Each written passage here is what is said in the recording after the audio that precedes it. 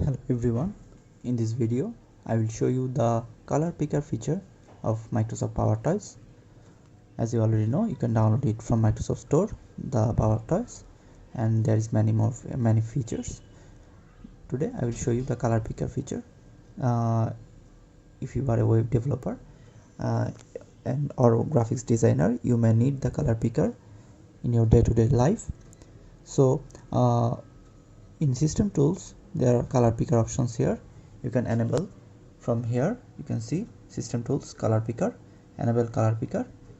Just turn it on. There are many settings here.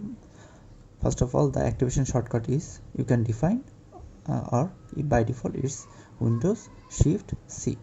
Okay, so after that you click this one, it will open the colors for you. Default format is here, is given hex. You can turn the color name feature on or off. You can add new formats of color picker.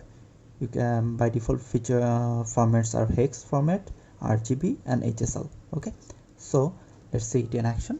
Okay, so let's say my target is get the color of this text. Okay, so let's see. First of all, I am clicking the shortcut.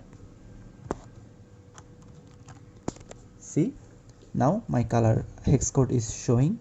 So after you click anywhere, it will show the colors when you hovering over them. But let's say I want to know the color of this text. You see, when I'm clicking this one, the color picker feature is gone. So what I will do, I will go to there and now I will click on pick again.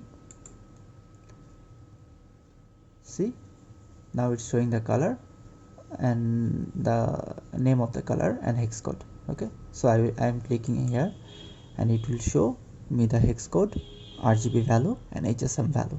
Okay, so also it will show all the color palettes here which are I am hovered over. Okay, so if you want to get this color, hex color, just click on this copy button and paste anywhere.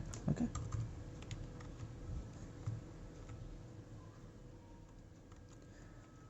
so just by this you can get any color from any application.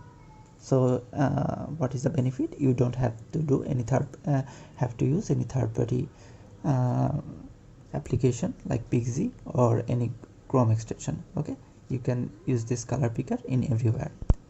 So I think this little tool can help you if you are a web developer or a graphics designer.